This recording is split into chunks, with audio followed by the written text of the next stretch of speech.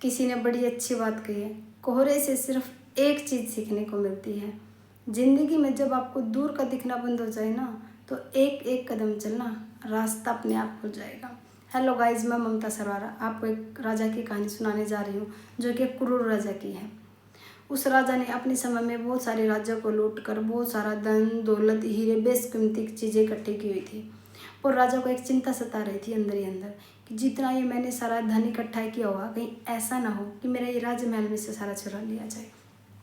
ये सारी उधड़-बुन में ही राजा लगा हुआ था। तभी उसका एक करीबी सेवक उसके पास आया कि राजा आप कैसे उधड़-बुन में लगे हो। तो राजा ने अपनी सारी बात बताई। तो उन्होंने एक डिसीजन लिया, एक निर्णय पर पहुंचे कि हम ऐसा करते हैं, जंगल में खुफिया जगह बनाते हैं जहाँ पर हम अपना ये सारे हीरे जवाहरात इकट्ठे करके वहाँ पर रख देते हैं। और ऐसे ही बहुत दिन हो गए थे, और भी राज्य लूटे, जितना भी सारा सामान लूटते और वहाँ पर रख देते। एक दिन राजा का ये हुआ कि आज तो मैं देख के आता हूँ कि जितना भी मैंने लूटा हुआ, जितना भी मेरा ये हीरे जवाहरात आभूषण है, मैं ये कितना सारा हो गया। सुबह का ही वक्त था, राजा जल्दी जल्दी ही निकल लिए और उन्होंने देखा कि इतना सारे हीरे आभूषण, और राजा कि मंत्रमुग्ध हो गए घमंड में कि मुझसे तो शक्तिशाली कोई नहीं।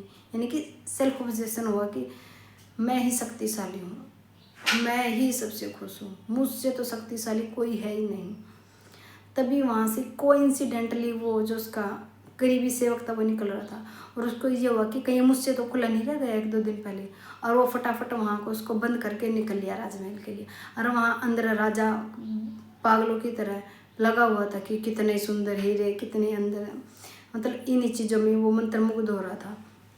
राजा ने बहुत चिल्लाया, बहुत कोशिश की, पर वहाँ पे कौन आता जंगल में। तो राजा कि उस एक एक हीरे को उठा उठा के कह रहा है कि मुझे एक बूंद पानी की दे दो, और एक एक आभूषण को बोल रहा है कि मुझे एक टुकड़ा रोटी का दे दो।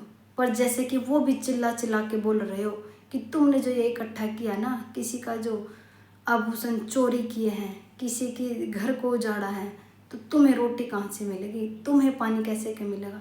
राजा को अंदर ही अंदर को चोट रहा था कि मैंने जितना भी जिंदगी में आभूषण, ये धन, ये हीरे, ये जवाहरात इकट्ठा किए, ये मेरे किस काम का, जब मैं आज एक पानी की बूंद बूंद को भी तरस गया हूँ, एक रोटी के टुकड़े को भी तरस गया हूँ, तो ये मेरे किस काम का। और राजा को एक लेसन मिला, पर वो उस लेसन को लोगों को कैसे बताता। वहाँ ना कोई पेन था और ना कोई पेंसिल थी।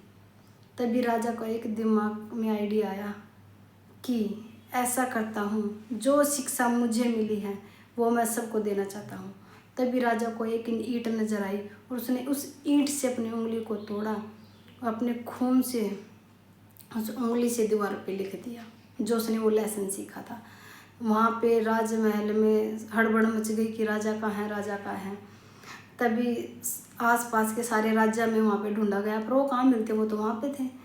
तभी जो उसका सेवक था उसके मन में आया कि ऐसा तो ना हो कहीं किसी को मार दिया हो, कहीं किसी शेर ने उनका शिकार ना कर लिया हो, ऐसा तो नहीं है कि वो मरी गए हो। और उसके सेवक के मन में लोभ आया, लालच आया कि ऐसा करता हूँ कि मैं वहाँ से, मुझे तो पता ही है उसकी चाबी, और मैं वहाँ से उठाता हूँ, यहाँ से भाग चलता हूँ।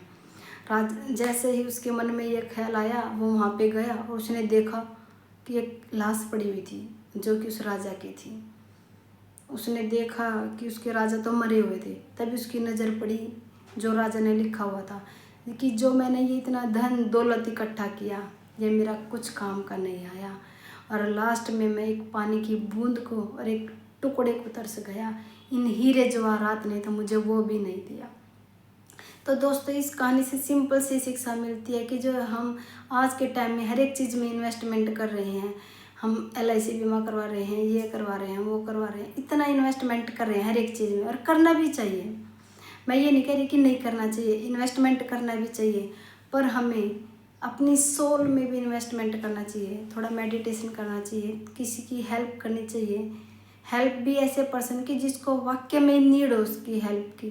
जो गायें जो दर बदर घूम रही है बेचारी, इनकी थोड़ी गौशाला में जाके देखिए, इनकी थोड़ी हेल्प कीजिए। जो गरीब बच्चे हैं उनकी हेल्प कीजिए, क्योंकि इन्वेस्टमेंट करना बहुत अच्छी बात है, क्योंकि साथ में सिर्फ वो ही जाएगी जो हमारी दुआ है। हम आप सबको पता है कि खाली हाथ आए थे और खाली हाथ जाएंगे, साथ में ना कुछ लाए थे और ना लेके जाएंगे।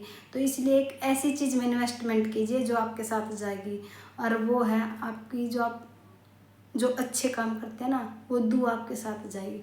तो इसलिए आपसे इसी क्षण मैं आपसे विदा लेती हूँ। और ऐसी वीडियो को देखने के लिए मेरे चैनल को प्लीज़ लाइक शेयर सब्सक्राइब अवश्य करें। धन्यवाद।